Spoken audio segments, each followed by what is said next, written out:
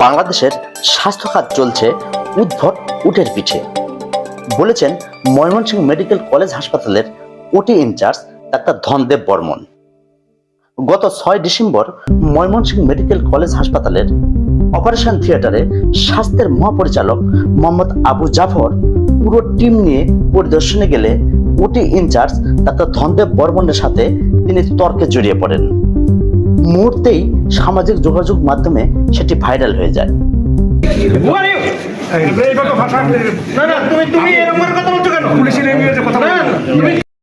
Doctor Dhandev একজন সৎ, ভদ্রলোক এবং দায়িত্ববান চিকিৎসক।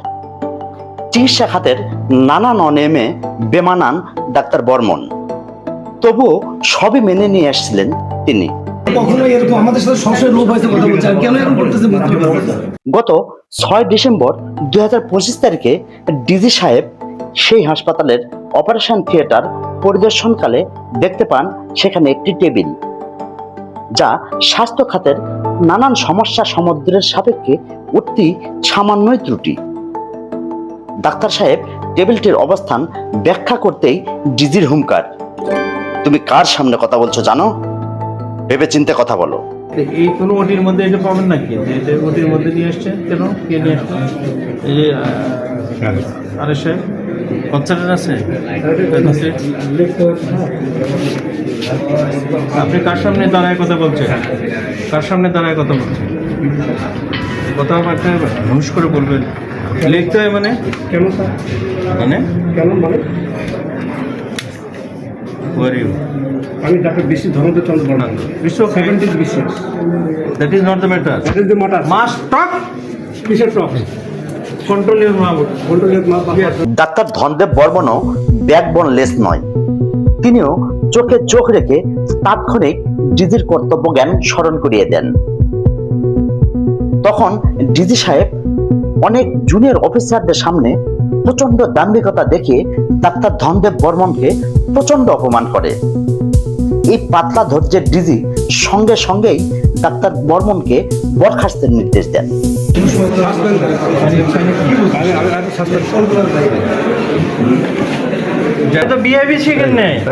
আপনি 3 দিন ধরে আমরা ট্রেনিং করলাম, আপনার আসার কথা ছিল 2 দিন, আপনি একদিন আসেন নাই।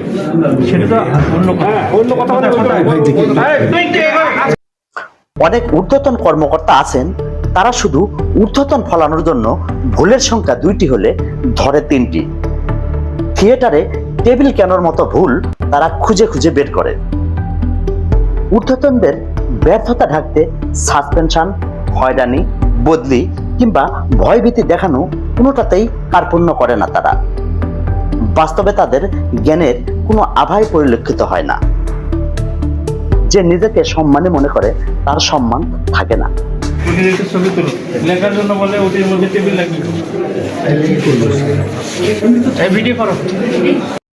ডিজি সাহেব এক পর্যায়ে পরিস্থিতি নিজের পক্ষে নিতে সেই ডাক্তারকে বলেছেন, যে ডাক্তার ডিজির সাথে এমন খারাপ ব্যবহার করতে পারে, সে রোগীর সাথে কি ব্যবহার করবে?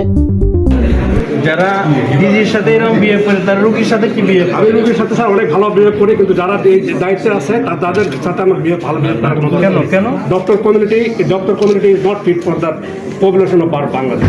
সেটা অন্য জিনিস। হ্যাঁ, ওটাই স্যার। তাহলে তো প্রশ্ন তোলাই যায়, যে ডিজি শুধু ডাক্তারের প্রশ্নের উত্তর দিতে এত বিরক্ত, সে জনগণের প্রশ্নের কি উত্তর দিবে?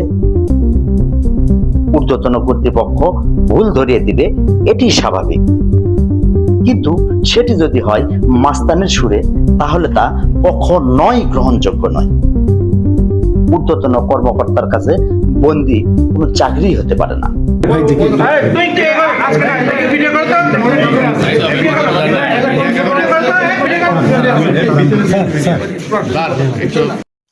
প্রতিবাদ পরিবেশ নষ্ট করে বটে, কিন্তু বৈষম্য দূরীকরণে এটি একটি অসাধারণ নিয়ামক। মনে রাখতে হবে, ক্ষমতা কখনোই কারো চিরস্থায়ী নয়।